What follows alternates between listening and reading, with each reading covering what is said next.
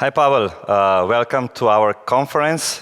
I'm sure that your content will be very interesting about the efficiency in data center, so the stage is yours. Thank you very much. And hello, good morning or good afternoon to everyone, depending on when you're listening to this presentation.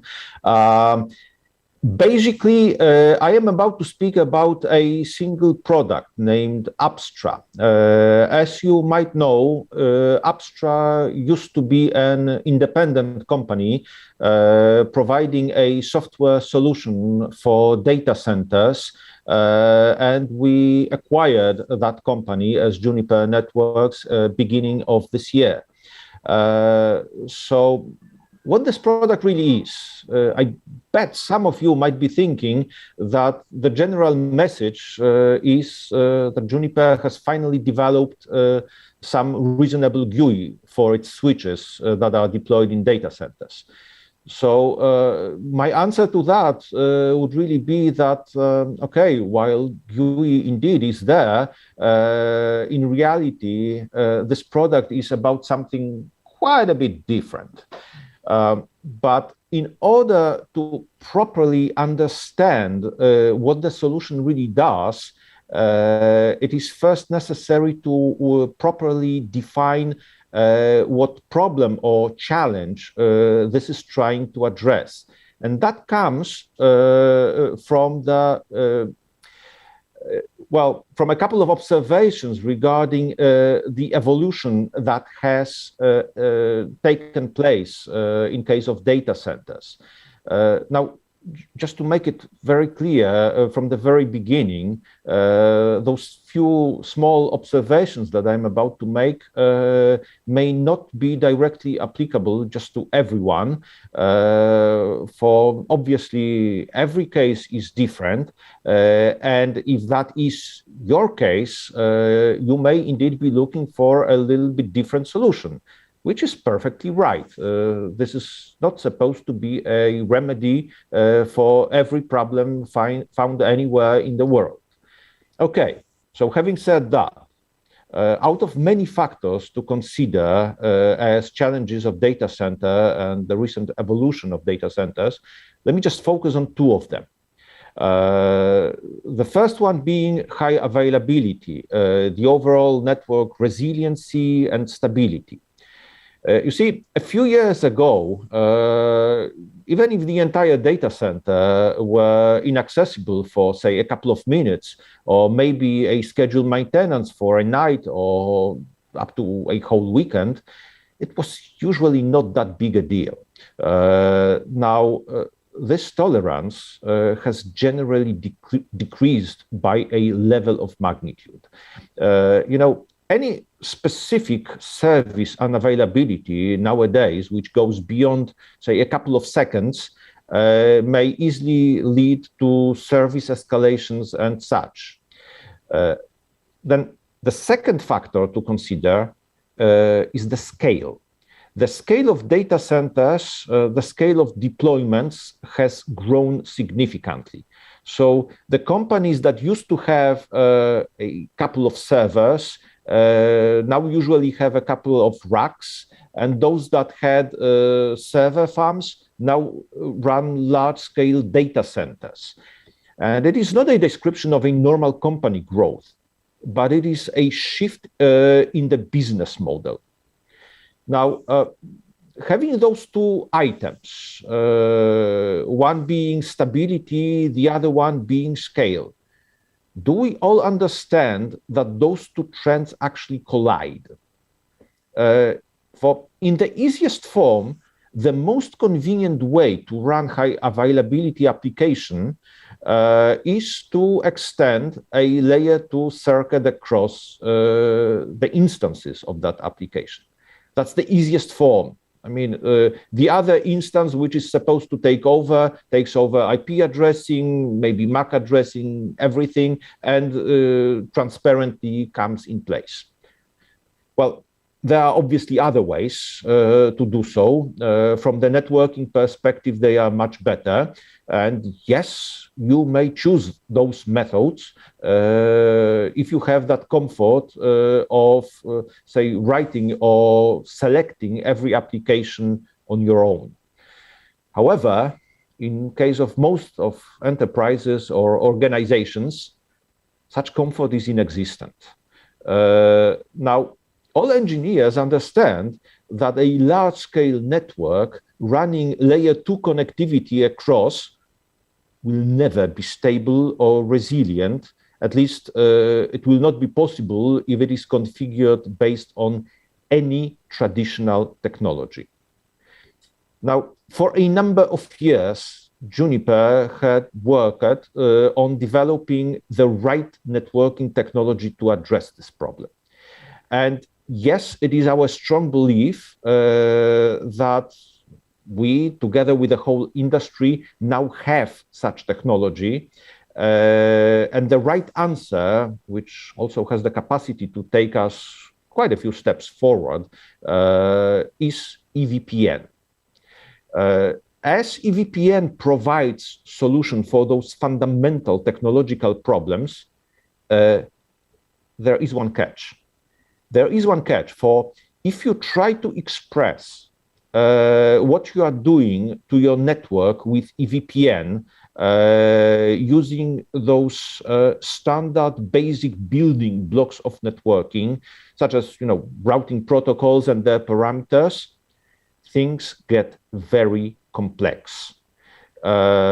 Things get very complex, and maybe this analogy will be a little bit awkward, but it is a bit like saying that we have finally developed a relational database, but the interface to it is still assembler. Come on, that's no real challenge for real programmers, right? Well, not really. It is absurd. And that is exactly where Apstra comes. For in reality, the networking need is still pretty much the same as it used to be in the old days. It is a matter of providing the right form of connectivity between point A in the network and point B in the same network, or maybe quite a distant network.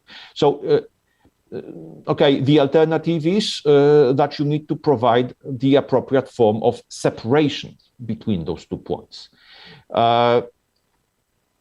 Now, I bet it would be completely inefficient to manually configure every single device along the way for such a new service with objects such as route targets, route distinguishers, and so on. And to be clear, that still has to happen behind the scenes. But what we generally want to remain efficient is to sort of hide those operations from everyday activities. And that is exactly what Apstra does. With Apstra, you don't explicitly configure routing protocols between network devices or anything of that kind. Apstra provides what we call an intent-based approach, which is basically nothing but a higher abstraction layer to the network. Same as, sticking to that previous example, same as SQL would be to the machine language, even though it eventually translates to it. Now, if you still think that, it is, Apstra is a GUI, maybe with a couple of wizards that everybody else has, I would recommend to look at it that way. You define an intent to create a network with a specific IP addressing, maybe VRF visibility that connects selected endpoints. This takes about as much as I said, it's just specifying a couple of parameters. Now, nothing really gets deployed in a live network until you commit that change. For any change, to even allow the attempt of committing it, well, it is carefully checked if it makes sense, if it is holistic enough. You can actually commit only if all the dependencies are resolved and if the system doesn't complain that something is risky. And that commit is only network-wide. It's not per device. And furthermore, you can always roll back your change, again, only as the whole change, or maybe go back to a much older configuration if you wish, but that's just a start of this process. For networking doesn't really end with provisioning, it's the very beginning. Upon installing, based on that example, a new virtual network, Apstra does a number of additional things. First thing that it does is installing a number of probes automatically that verify if the provisioned network is properly installed and available throughout the fabric. You know, routing tables of the devices will have to be checked and monitored if the network is available, if it is properly load balanced, and so on. Yes, it happens automatically without any further activities from the operator. And this is really the place where the solution shows its strength. For eventually, some things in the network at certain stages do go wrong. Maybe a couple of examples, just to keep it brief. Suppose that one day somebody enters the DC location to do some basic hardware maintenance, and while rerouting, say, a power cable, quickly removes and reinserts two fiber cables. You know, nobody will notice, right? Well, yes, true, provided that we don't accidentally swap the cables, thus changing the topology. If we do that, well, it depends what actually got changed. Maybe servers can no longer form the lugs towards the access switches, or maybe IP addressing between the leaf switches and spines no longer matches. Now, does it sound like a bit of a troubleshooting nightmare? In case of Apstra deployment, not really. For such topology changes are automatically discovered and whenever possible offer one-click remediation. The configuration of the whole network can be immediately adjusted to the new physical setup. Okay, if you swap a 10 gig cable with a 100 gig cable, it won't work, but this won't lead up when inserted, right? So even the person inserting the cable will see that something is wrong. Then another example. Suppose that a routing table of a device somewhere in the topology stops displaying 2 or 3 routes out of, say, 500 that you would expect. Depending on the exact situation, this may actually be one alarm. Yes, it will be generated based on the probes that are installed, or maybe 50 different alarms because of the protocol stack that is behind this whole configuration. Now, Apstra does have a process called root cause analysis. This is typically pointing back, at least in this specific case, to a particular device or maybe an interface malfunctioning. And a simple troubleshooting step is then to simply gracefully take that device affecting the whole network out of service, out of all traffic paths, and then within the maintenance mode, do the proper in-depth troubleshooting. I said in-depth troubleshooting, but frequently it's nothing but rebooting a device or maybe upgrading with a new software version, or maybe replacing it with a new hardware. That's all it really takes. Now, You could do all that manually from CLI. The thing is, as I said already, EVPN is not exactly the easiest of the technologies that are available. And even if you do understand each of the entries of the shown routing table as an example, how long is it going to take you finding that one entry that is wrong or missing? And remember, you might have to do it on, say, 20 different devices. If you are a ninja, you can have a defect pinpointed within, say, 30 minutes, and still, suppose you've done it. That's probably wrong convergence in the data center, wrong kind of high availability. It's not what we typically expect today anyway, but does it build your satisfaction that you properly identified a faulty cable again? That's pretty often the cause of what's happening. And it is not about stupidifying the network. For the competence to properly understand what's happening is still very much needed, but it's only needed when it's really needed. For one day, Apstra will obviously have kind of little clue what exactly went wrong. Yes, you will still have tools to say, take 2 or 3 switches out of service, hopefully restoring the basic connectivity, and then analyze everything carefully. However, it's like the analogy with, say, car driving. We rarely do any advanced troubleshooting on the road, which was a very common practice some 50 or 60 years ago. Right now, I'm not even able to replace a light bulb in my car. I have to take it to the service. So that's something that happened in the network as well. Okay, one more detail, which I think might be important, and it's kind of outside the slides. Don't think of Apstra as being a controller.